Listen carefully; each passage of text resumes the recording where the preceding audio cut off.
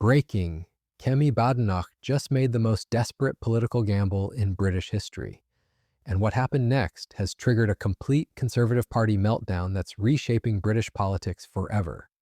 The Conservative Party has been rocked by a tidal wave of defections as more than a dozen councillors across England have quit to join Reform UK, a move that's rattled the Tories right in the middle of their annual party conference. In a single day, a whopping 20 councillors left the Conservatives, helping Reform UK grow its council presence to more than 900 seats nationwide. The party originally won 677 seats in May's local elections, but has since added 228 through by-elections and defections. One of the biggest shifts came in Kent's Gravesham borough, where councillors Emma Elliott, Aaron Elliott, Gary Harding and David Beattie announced they were leaving the Conservatives.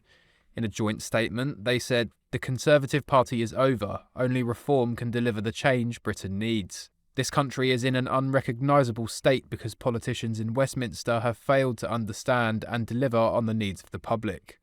Decades of broken promises have eroded trust in the established parties, and they can no longer be given the benefit of the doubt. Other defections followed across the country, including Denise Howard in East Riding of Yorkshire, Debbie Solomon of Rushcliffe, Cameron Adams and Dwayne Farr from Bournemouth, Christchurch and Poole Council. Dwayne Farr said that he once believed that Conservatives best represented Brexit voters, but that trust has been eroded. The scale of this political earthquake cannot be overstated. In a single day during the Conservative Party conference, 20 councillors abandoned ship and joined Reform UK. These weren't just ordinary members, they included figures who had served the Conservative Party for decades, now declaring that the party is finished. The joint statement from the defectors was devastating in its simplicity. The Conservative Party is over. Only reform can deliver the change Britain needs. Shadow ministers are plotting her downfall behind closed doors. And polling shows Reform UK has now overtaken the Tories as Britain's main opposition party.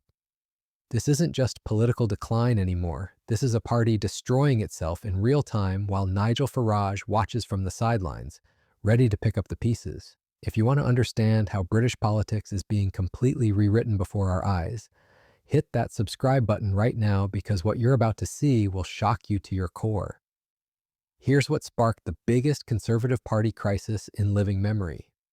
Just days ago, Kemi Badenoch announced that the next Conservative government will leave the European Convention on Human Rights. This decision, following a review led by Shadow Attorney General Lord Wolfson, represents the most radical policy shift the Conservative Party has made in decades. But here's the explosive part that mainstream media won't tell you. Badenoch didn't just announce this policy, she issued an ultimatum that has torn her own party apart. Any Conservative MP who refuses to support leaving the ECHR will be banned from standing as a candidate at the next election. Her exact words were chilling. "We cannot have a party where people do not abide by manifesto commitments. I'm afraid anybody who disagrees with that policy cannot and should not stand for Parliament as a Conservative MP." The reaction inside Westminster was immediate and devastating. James Cleverly, the Shadow Housing Secretary, allegedly told colleagues that the process was accept this or F off. Multiple shadow ministers are now privately discussing resignation letters. Sources inside Number 10 reveal that cabinet meetings have descended into shouting matches as MPs openly question Badenoch's leadership judgment. But what do members think? I don't blame them. Our party needs to shift a bit more right, and Reform are doing that well. Deadwood, sorry. They jump ship because they think they might be offered something that we haven't offered them because perhaps they're not up to it. I don't think it's the long-term right decision for our country. It's disappointing. The country isn't actually bothered, frankly, about who goes where at the moment and all the moving of deck chairs. We're going through what I'd call a wheat and chaff moment in the Conservative Party. There are some people that don't want to stick around and do the hard work. Reform are socialists. I think Reform are showing us that they're being completely irresponsible with the economy. The reactions from Conservative members themselves reveal a party in complete disarray. Some sympathize with the defectors, openly admitting they don't blame them for leaving. Others dismiss the departures as dead wood being cleared out, calling it separating wheat from chaff. But behind this brave face lies a deeper truth. The Conservative Party is hemorrhaging support at every level, from councillors to MPs to ordinary members. The political earthquake is accelerating by the hour.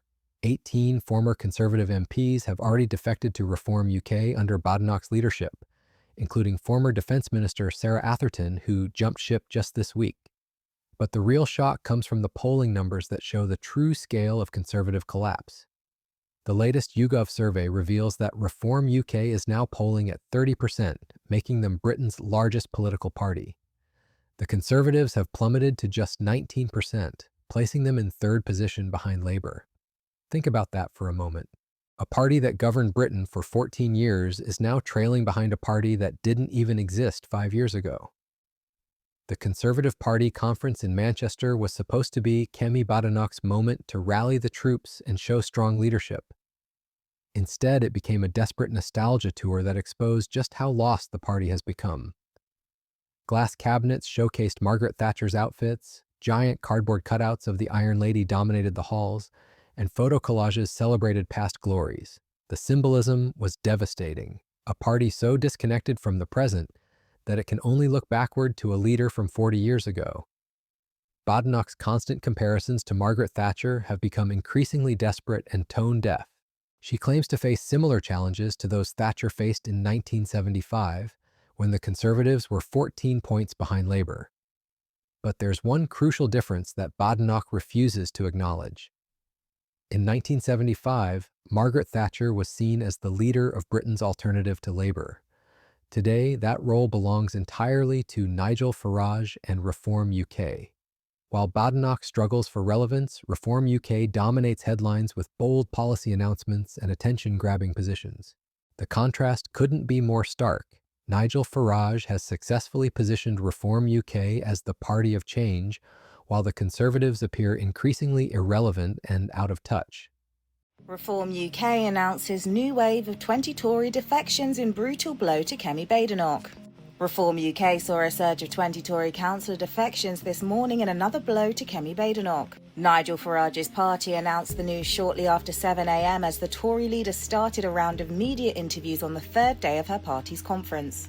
In a post on X, Mr Farage said, "This morning we announced that 20 Conservative councillors have defected to Reform UK. The Conservative Party is finished." His social media declaration following the mass defections was particularly cutting. He mockingly claimed that more people joined Reform UK in 24 hours than attended Kemi Badenoch's conference speech. The Conservative Party is finished, he declared, and increasingly voters are starting to believe him. Reform UK's success isn't accidental. They've positioned themselves as the party of real change while the Conservatives embarked on what Badenoch called thoughtful introspection. For an entire year, Badenoch refrained from making major policy decisions, promising thoughtful conservatism instead of knee-jerk reactions. The result has been political irrelevance, while Reform UK seized the initiative on every major issue facing Britain. Immigration, the economy, law and order. Reform UK has clear positions that resonate with voters, while the Conservatives spent months in policy review committees. The ECHR announcement was Badenoch's desperate attempt to steal Reform UK's thunder, but it's backfired spectacularly. Instead of showing strength, it's exposed the fundamental weakness of her leadership and the complete lack of unity in her party. The policy itself is deeply problematic for multiple reasons that Badenoch hasn't adequately addressed.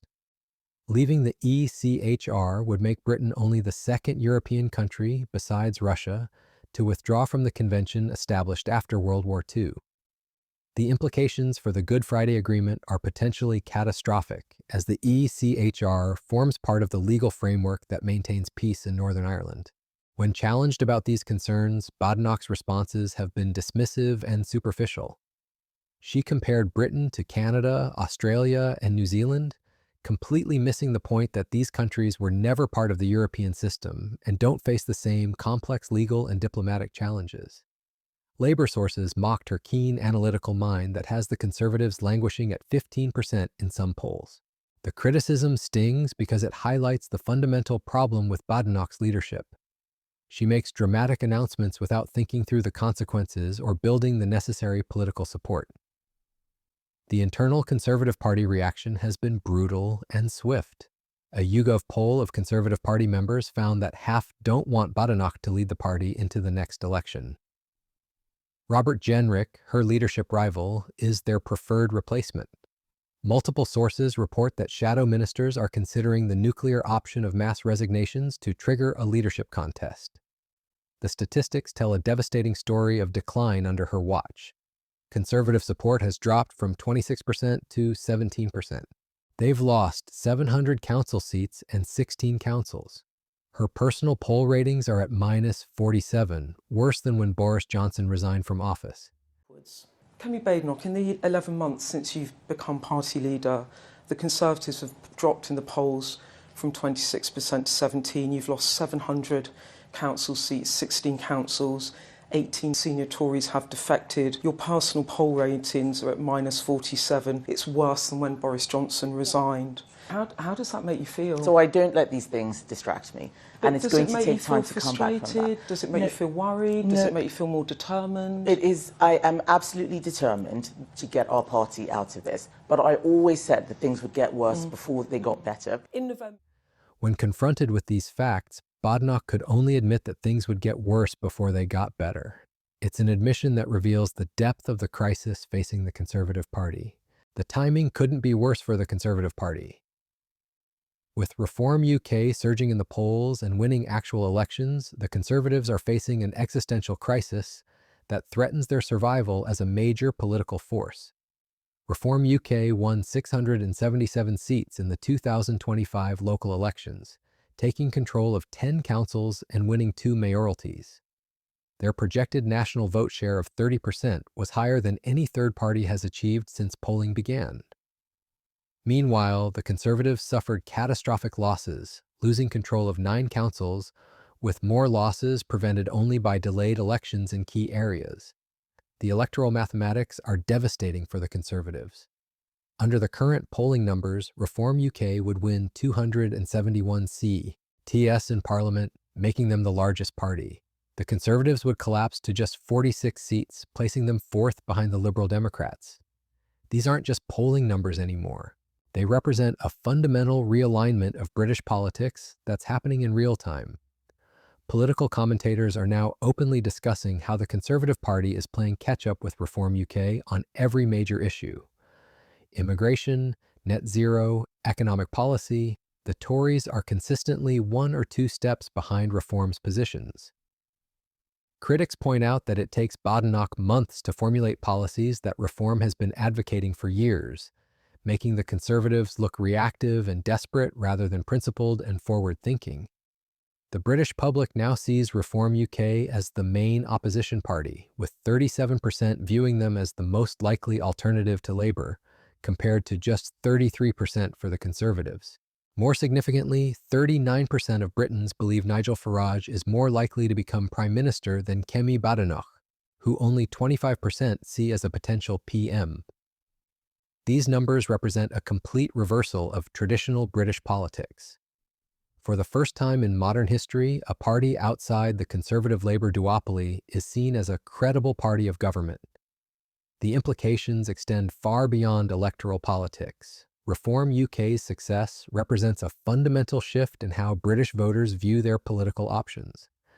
They're no longer content with choosing between 2 established parties that many see as part of the same failing system. The Conservative Party's response to this crisis has been chaotic and self-destructive. Instead of addressing the underlying reasons for their decline, they've doubled down on increasingly desperate policy announcements that satisfy nobody. The ECHR withdrawal policy pleases some Reform UK voters, but horrifies traditional Conservative supporters, who value Britain's international legal commitments. Meanwhile, it does nothing to address the core issues that drove voters away from the Conservative Party in the first place. Economic competence, immigration control, law and order, public service delivery, these are the areas where the Conservatives lost public trust during their 14 years in government. Simply announcing radical constitutional changes doesn't restore that trust or address those fundamental failures. The timing of Badenoch's ECHR announcement reveals the desperation behind her strategy.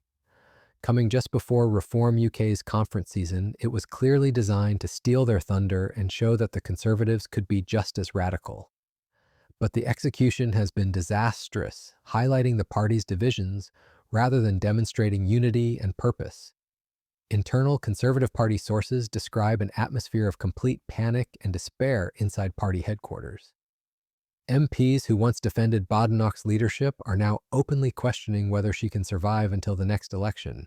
The party's financial situation is reportedly dire, with major donors switching their support to Reform UK or simply walking away from politics entirely. The broader implications for British democracy are profound. The collapse of the Conservative Party as a major political force would represent the biggest realignment in British politics since the decline of the Liberal Party a century ago. It would leave Britain with a completely new political landscape dominated by Labour, Reform UK, and the Liberal Democrats. This transformation is happening at unprecedented speed. Reform UK went from winning 0 seats in 2019 to potentially becoming the largest opposition party within 6 years. No political party in modern British history has risen so quickly or fallen so dramatically as the Conservative Party, addives under Kemi Badenoch's leadership. The international implications are equally significant. Britain's withdrawal from the ECHR would align the country with Vladimir Putin's Russia, the only other European nation to leave the convention. This would damage Britain's soft power and international reputation at a time when the country desperately needs strong diplomatic relationships. European Union officials are privately expressing concern about Britain's drift toward authoritarianism under what they see as increasingly desperate political leadership. America and other key allies are watching with growing alarm as Britain appears to abandon the international legal frameworks that have underpinned Western democracy since World War II. The economic consequences of this political chaos are already becoming apparent. International investors are increasingly nervous about Britain's political stability and policy predictability. The pound has weakened against major currencies as markets price in the possibility of radical constitutional changes that could undermine the rule of law. British businesses are reporting increased difficulty attracting international investment and partnerships as foreign companies question whether Britain will remain a stable and reliable partner. The uncertainty surrounding fundamental legal frameworks makes long-term planning nearly impossible. But perhaps the most damaging aspect of this crisis is what it reveals about the quality of political leadership in modern Britain. Kemi Badenoch's handling of the ECHR issue demonstrates a complete lack of strategic thinking and polity, competence.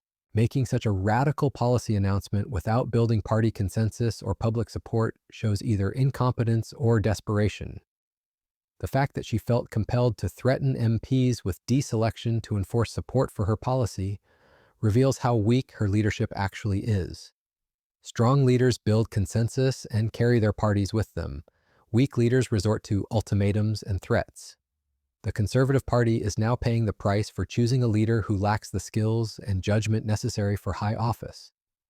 Her constant comparisons to Margaret Thatcher have become increasingly absurd as the differences between them become more apparent. Thatcher built a powerful political movement that dominated British politics for decades. Badenoch is presiding over the collapse of that movement and the destruction of her own party. The question now is not whether the Conservative Party can recover under Badenoch's leadership. The polling numbers and electoral results make clear that recovery is impossible while she remains in charge. The only question is whether the party will act quickly enough to save itself from complete irrelevance. With Reform UK continuing to surge and Labour maintaining a strong position despite economic challenges, the window for Conservative recovery is closing rapidly. Every day that Badenoch remains as leader is another day that Reform UK consolidates its position as Britain's main opposition party. Yeah, I think what's happening is they're playing catch-up, and they're playing catch-up with Reform and Nigel Farage. And I think whether it comes to the immigration issue or net zero, it always seems like they're 1 or 2 steps behind. And I think it's, you know, in some respects, it's good that our political leaders do think about their policies, but does it take 6 months? Does it take 9 months to actually go, oh, do you know what? We will actually follow through with this and leave the European Convention of Human Rights if we win power?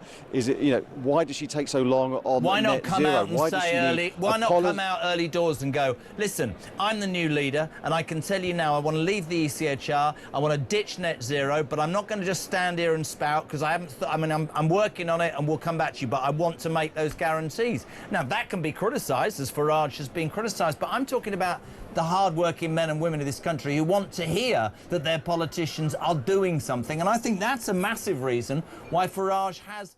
The British political establishment is watching the potential death of one of the world's oldest and most successful political parties. The Conservative Party has survived world wars, economic crises, and social upheaval over nearly 2 centuries. But it may not survive Kemi Badenoch's leadership and the rise of Reform UK.